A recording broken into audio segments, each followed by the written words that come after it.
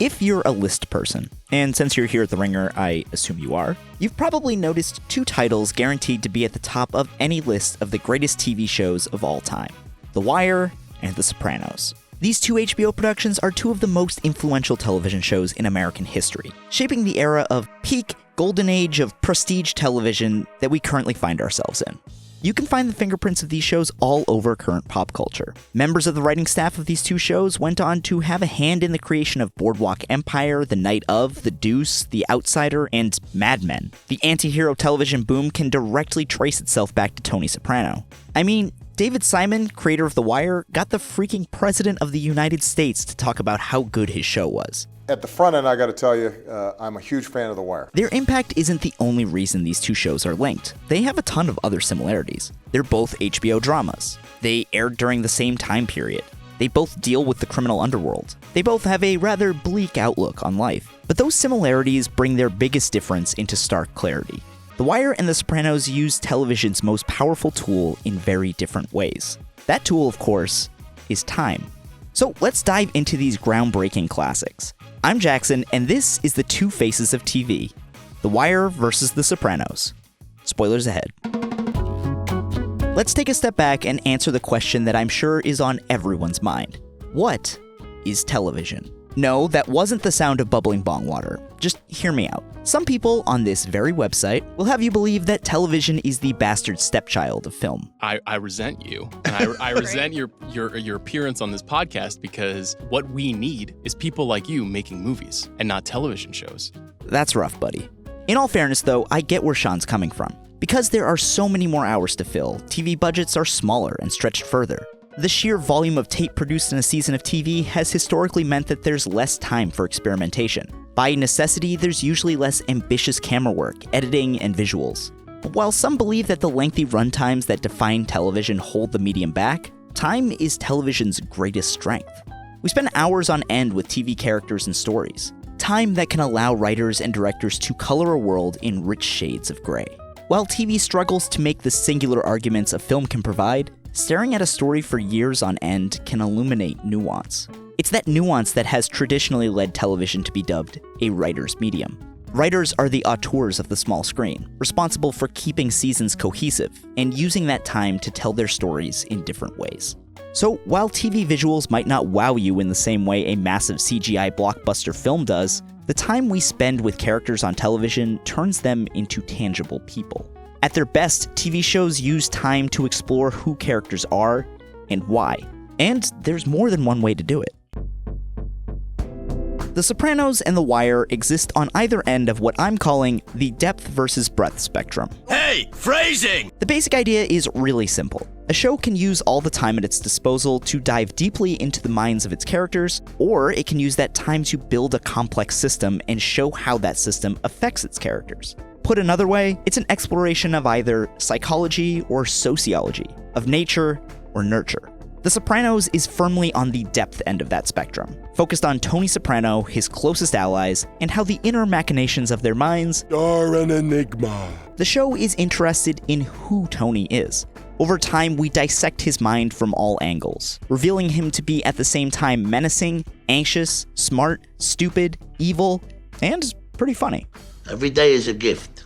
It just doesn't have to be a pair of socks. It makes sense that some of the most famous episodes of The Sopranos are those that delve into Tony's dreams. It's a show about the kind of person who finds himself in the mob, and the parts of his nature that compel him to stay. As the seasons pass, the show plunges deeper into Tony's psychology, trying to get a glimpse at the true nature beneath the bravado and posturing.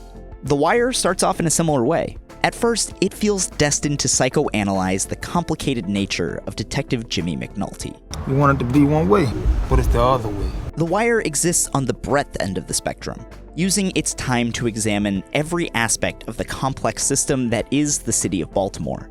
Each season spends its first half carefully setting up dozens and dozens of dominoes, before knocking one over and seeing the cascading effect bump into every other piece. We're building something here, Detective. We're building it from scratch. All the pieces matter. Every season of The Wire stacks another institution on top. The second season shows importation economics. The third season introduces local politics. The fourth takes on the education system, And the fifth, the media. The Wire uses its 60 hours to inspect each part of the puzzle, giving equal time to low-level drug dealers, beat cops, state senators, police department majors, addicts, and civilians alike, giving us a complete picture of the machine of a city. But being a police isn't just about carrying a gun. It's about working with the community. The community? Y'all ain't been up in my community in a long time except to wail on people. These two different uses of time are best seen in their approaches to the same theme. For example, morality. Both shows deal with morality in relative terms. In The Wire, we see this most prominently in Omar Little. I mean, don't get it twisted, I do some dirt too, but I ain't never put my gun on nobody who wasn't in the game. A man must have a code. Omar isn't above murder, but for him, everyone involved in the drug game has made an implicit bargain, knowing and accepting the dangers of the game. That's my money.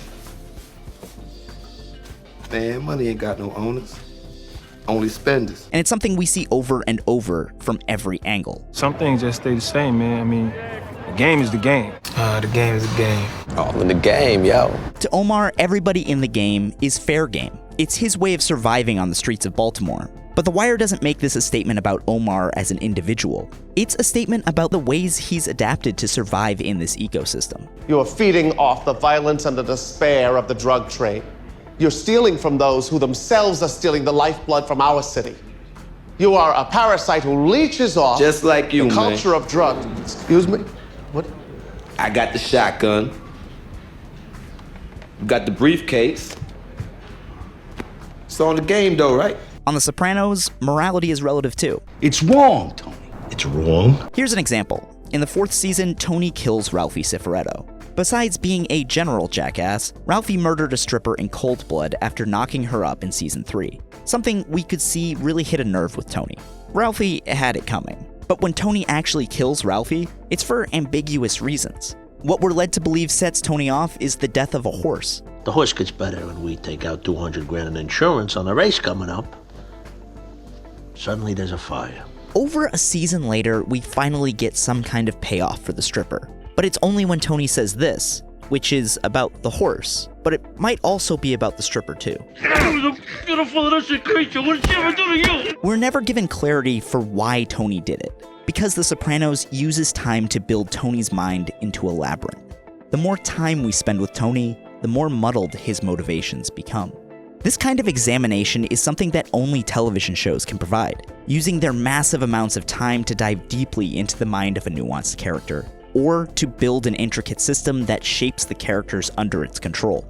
Even the way the two shows shape their character arcs reflects their differing philosophies on how to use time. In the 4th season of The Wire, the show introduces 4 different middle schoolers, and traces how their environments and the flawed systems around them push them into archetypes the show has established over its first 3 seasons. Because they're not learning for our world, they're learning for theirs. And they know exactly what it is they're training for and what it is everyone expects them to be. It uses the structure of that season and all of the previous seasons to take individuals and turn them into cogs in a machine. In The Sopranos, the words of Matt Zoller and Alan Sepinwall ring true. Characters are constantly drifting toward epiphanies but failing to seize them.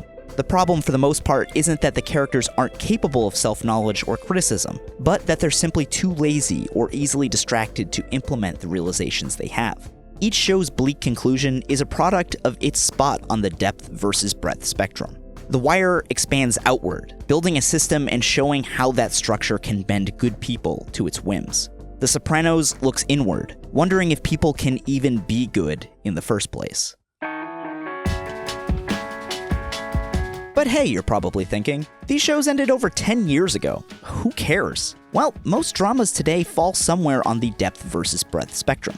Breaking Bad, the most obvious descendant of The Sopranos, fits squarely on the depth end, examining a character's slow descent from teacher to meth kingpin, only to show us eventually that Heisenberg was inside Walter White the entire time. Shows like Game of Thrones or The Expanse find themselves on the breadth side, interested in building interconnected worlds from the ground up, and exploring life in that ecosystem from all angles. Some of the best shows to come out since the endings of The Wire and The Sopranos are those shows that find a new dimension to the spectrum, exploring both depth and breadth. Mr. Robot was able to take time to critique both late-stage capitalism and the troubled psychology of its main character. Mad Men was equally interested in what made Don Draper tick as it was in exploring masculinity and the social systems that shaped the workplace in the 50s and 60s. More recently, Mrs. America explored the Equal Rights Amendment from multiple political angles, showing both the political system and also the human people who make decisions in that system. These are stories that can't be condensed into a 2.5-hour film, because it's that time that makes them effective. I just need more time with them. Give me more time, Jacob! The Wire and The Sopranos kicked down the door to the golden age of television, an era of TV history that weaponized its greatest strength, time, to build serialized stories. The two shows represent two different uses of that time, telling stories that could never be films, and leaving their fingerprints all over the landscape of television today. So consider watching or re-watching The Sopranos and The Wire. If not for the awesome stories, then for television itself.